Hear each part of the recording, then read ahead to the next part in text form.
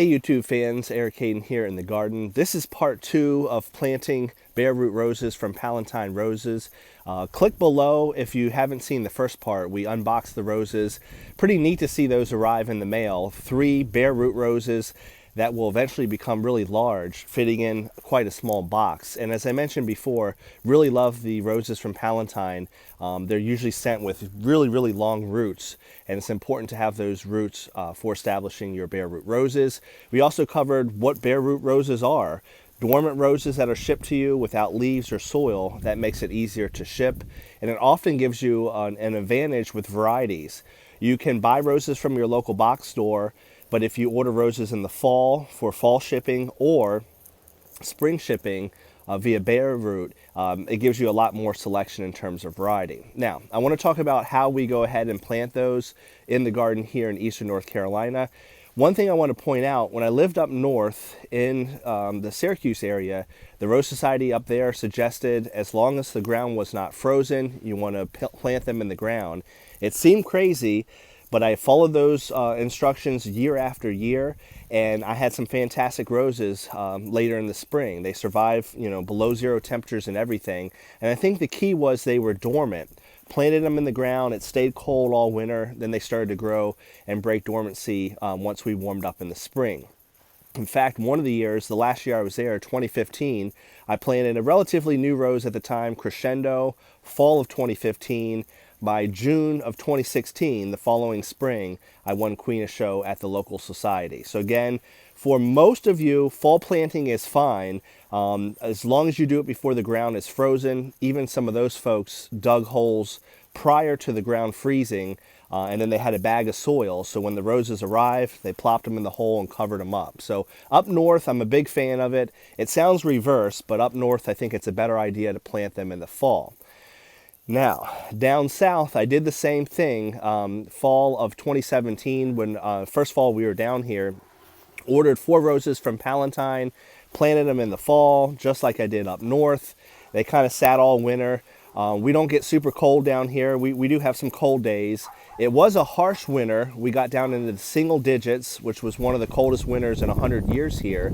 It was either that or that combination with warm periods followed by cold periods that really zapped the roses. By the time I got to spring, 2 of my roses, at the time Dolly Parton and Fragrant Cloud, did not make it. In fact, I dug those up along with Alina and Double Delight. Alina and Double Delight just had barely any canes left on them. What happened is they died from the top down. I watered, kept them in a bucket of water when they arrived. So I did the same thing. But again, I think what happened was we don't get cold for substantial periods of time here in eastern North Carolina. And then we got drastically cold, then it warmed up, and then we got cold. That back and forth is really harsh. So you southerners, I know that we don't have the harsh winters that they do up north, but our season that's hard to get through is actually mid to late winter into the spring, when we're up and down, up and down. That's really hard on the rose. So what I'm doing this year, and I've done in the past, is I'm going to pot these roses up. I know it's kind of long to get to that point, but most of you throwing them on the ground, mounting them up with soil is the way to go in the fall. But for me, I'm going to pot them up in a pot, keep them outside, and then on cold nights, I'll bring them in. The other reason why I do like to plant them in the fall, but again, be a little leery if you live in the south of cold temperatures, especially as you get into the spring months. These roses were dug up approximately back in October, and they do a great job shipping them, keeping them cool in the refrigerator. They've got thousands and thousands of roses, so they have a lot to keep track of. I would rather get them a couple weeks to a month out of the ground from their garden and into a potting soil versus getting them in March or April many months later. While they keep them in cold storage and they keep them wrapped up in plastic and they do a good job, inevitably they are going to dry out more the longer they are out of the ground. So they've been soaking for about 20 hours now in the water. The water level did go down a little bit, so they took up the water itself. I'm going to go over how we prune these up a little bit. And I'm going to go over what I use for a soil. It's actually soilless. It's Pro Mix. Really good stuff. The downside is probably the cost and the weight. If you Google this, you can find many vendors that sell it to you, but with the shipping, it's over $100. And I love roses, but I'm not spending over $100 to plant a couple potted roses. So my local Ace Hardware did free ship to store, and it was about $38 for the soil or soilless mix, and then free shipping. So it just took about a week to 10 days to come in. It's almost 4 cubic feet. It's a big bale. It's about 60 pounds. So it is expensive. It is heavy. It will certainly pot these 3 roses up.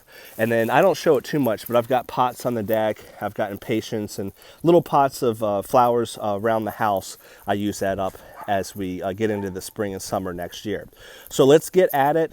Let's select our pots. Let's talk about how we plant these in pots and how I'll do some trimming to get them a good head start as we head into the winter. All right, we're just about ready to pot these up. I'll try to link below to how I've potted up some roses in the past, specifically some roses from K&M Rose down in Mississippi. They usually come in 1 or 2 gallon pots with soil and leaves, and I've potted those up recently as well, in addition to some roses from Steve Singer.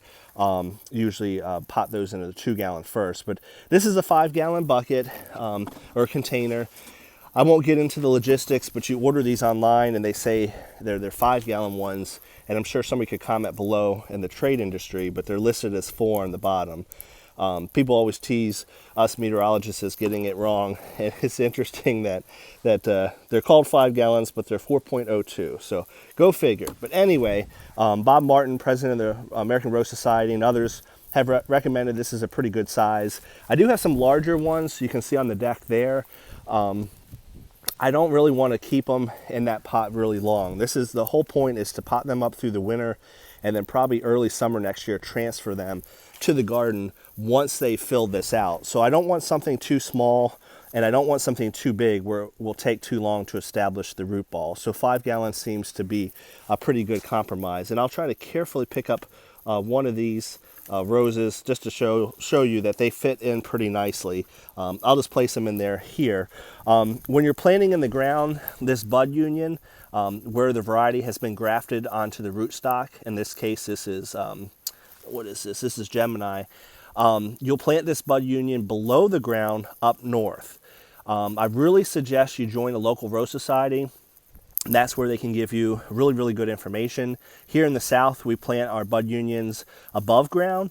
The Fortuniana we plant a couple inches above ground. I like to plant these near the surface, you know, kind of at the level of the surface itself, because that prevents rocking action in the wind.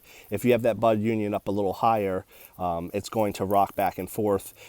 So I like to plant it kind of right at the surface, if not just a hair above. So that's going to be the same thing we aim for in the pot. I don't want it up super high. I don't want it real low. Kind of just a little bit below the lip of the potted plant itself, so that when I water it, the water doesn't spill out. But then when I go and plant it in the springtime or probably early summer, it'll be good to go. So let me open that bag of Pro Mix and get things going. In the meantime, I'm going to fill this 4 gallon bucket up with water, because that Pro Mix is really airy. Well, it's compacted in here, but it takes some water to settle down. So you certainly want to wet it, let it settle a little bit before you start planting. And one other thing I should mention, we're going to do some pruning on these. When I put those in the water yesterday, I had some extra water from the other bucket, and I kind of just went over the canes themselves just to keep them moist as well. So let's get some water, let's get some Pro Mix in here and get started. This is what the Pro Mix looks like inside the bale. As you might imagine, it's hard packed, it's compressed. This is probably the trickiest part, is until you establish getting the dirt out itself, it can be a little bit of a challenge getting it into the pot itself. So usually I just use a little garden shovel, like a handheld one, and just break it up. And then I'll take the first couple of scoops and put them in the pot itself. As you're doing it, you'll notice sometimes these broke up pretty nice. It'll come out as clumps. Just kind of break those up. And our goal is to fill this up maybe about halfway. Then we're going to water it to let it settle, and then put a little bit more dirt in there. And pretty much fill the pot half to 3/4 of the way. Then we'll put our bare root rose in and see how it is in terms of leveling. But again, as you first open this up, it's kind of a pain getting the dirt out. I will say, since we're not going to use this whole bale for these 3 roses, I'm going to try to neatly do it so I can cover it up. You want to keep this covered inside or in a shed, because it's great stuff. It's got perlite in it. It's pretty much what the professionals use at the nurseries, or some type of mix like this. They may make it on their own, but it's really, really good stuff. So we'll get started here. So this is what it looks like before I've put water in there to settle it down. We're just a little above halfway in terms of having dirt in the pot. And you'll notice a little bit of dirt spills out on the deck. These have really, really good drainage holes, which you want for down the road. Don't worry about that little loss of dirt. These 5-gallon or 4-gallon pots, as they say at the bottom, have excellent drainage, which is what you want. So this is what it looks like, about 3/4 full, maybe about 60%. We'll wet that down, and you can see why we don't want to put them in there yet. Not only is the dirt going to settle, but you can see that bud union is a little too far above the pot right now. So we'll get this settled with some water and show you how. All right, now that the soil has settled down a little bit, this is about how I want it. Again, about 60-70% full, water it down, and then it settles down just a little bit. You don't have to get perfect, but what I'm aiming for here is that this bud union is roughly the level of the pot, and the soil line is going to be all the way up to just below the bud union, because you certainly want these roots covered. So you can see roughly right here is the surface, or where I'm aiming for the surface of the soil. So I want the soil all the way up here. This is still maybe just a hair high, but now that this has been settled in, you can push it down just a little bit, and that's a little bit better. So I've got my roots spread out. You see this in the literature, and I should have pointed out in the beginning, Palatine, like a lot of companies, have instructions. So please look at the instructions.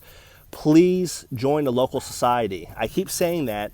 Planting a rose is planting a rose, but depending on where you live, there are some different modifications, especially when we're talking about in the ground. But the standard protocol is to spread these roots out, then we'll put some dirt around it and continue to backfill, apply water, backfill, apply water to get out any air pockets. Last thing I want to mention is trimming up. I'm going to show you kind of what you should do for trimming these roses up cane wise. You can really do this at any point, but let's do that before we backfill. All right, what do I mean by trimming up? Well, according to the instructions, Palatine's mentions that you can reduce the number of canes down to 3 or 4, but certainly cut out any small ones, any ones that are crossed, and you can trim the edges. One of the reasons why you're doing this, as you reduce the cane a little bit, it's allowing the bush to not transpire as much. You're reducing the surface area of the canes, so they're less likely to dry out. These canes are already a decent shortness, so what I'm going to do here, and I'm going to get a little fancy, you notice the bud eye there, and here. I might just trim just above this outward facing bud eye. When you do a prune like this, if you prune just above a 1/4 inch or a little less above the bud eye going out, that will encourage growth away from the center of the bush.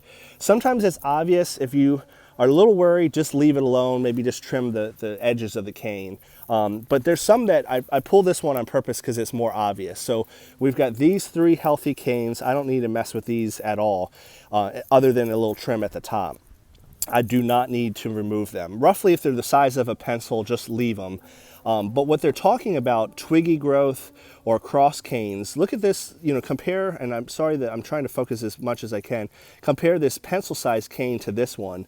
This is one that you want to get rid of. I'm doing this with one hand, so we'll see how it goes. Those little ones you want to get rid of. This little bit of dead here you can cut back. So anything dead, anything crossed, you can certainly get rid of. Even here with this one, this is kind of a thin one. I could take this out, which I'm going to do. So there you go. Now you're left with, in this case, 4 good pencil-sized canes. This is kind of skinny too, so I'm probably going to remove this right down here. So now I'm left with 4 sturdy canes and then some smaller ones. Once you do that, then just at the very top, if you find a bud eye that's going pointing outward, just cut above that. Again, you're just freshening things up. The main thing of this is some of these have some growth on them, and you're just trying to go to a little lower bud eye so that you are not as likely to dehydrate. So I'm going to finish doing that, but the example I want to show you was an obvious one.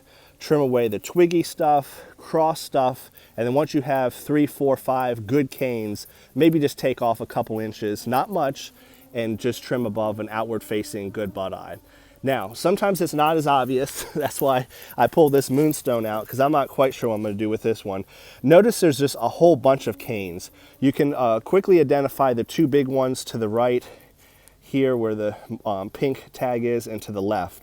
So I'll certainly leave those. All these inside ones are little, but some varieties, and moonstone is one of them, that just happens.